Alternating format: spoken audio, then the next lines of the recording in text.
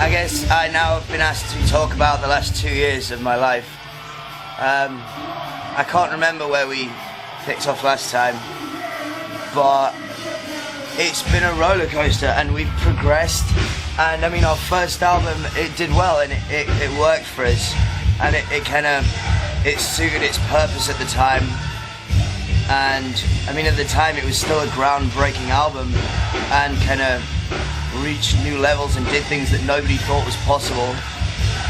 But since then we released and recorded and released our second album, which kind of brought back something that, however much many people have tried, nobody's been able to do it, and nobody's been able to write something so influential and groundbreaking and so real and true. Nobody's managed to do that, and we were the first ones who came to play and was like, fuck you, we're gonna do it. And we recorded this album and sold more CDs than is really heard of these days. I now have 2 big plaques in my house, like from Billboard, just basically saying like our CD sales, and people don't have those anymore. And I personally don't know anyone within this music scene who does have them.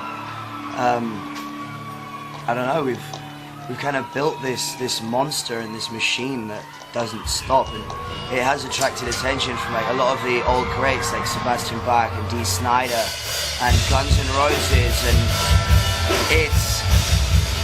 it's definitely created this whole aura around us that nobody can really touch. I feel like we are getting recognized as the rock and roll band of now. Like, we are that band of now that isn't gonna die and it isn't gonna stop, and we have that opportunity to go down in history and 20 years from now still be playing shows to sold out crowds.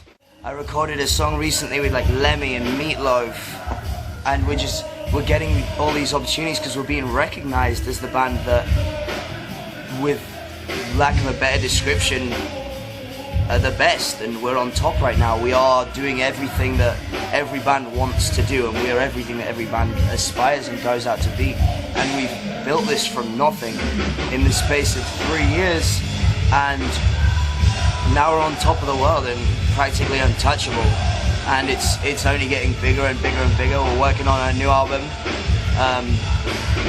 which is gonna again just change the music scene completely. It's gonna change how everybody perceives music, and especially heavy music like we play. The Guns N' Roses show, we found out on the day. We were in Florida, and we found out at like 1 in the morning. At 7 in the morning, we were on our way to the airport. By 1 in the afternoon, we were there, and we made it happen within the space of 18 hours, and then we were on stage. It was a crazy day, but it came together. I don't know how many people were there, but it was a lot. It was huge. The one band I will play with is Motley Crue.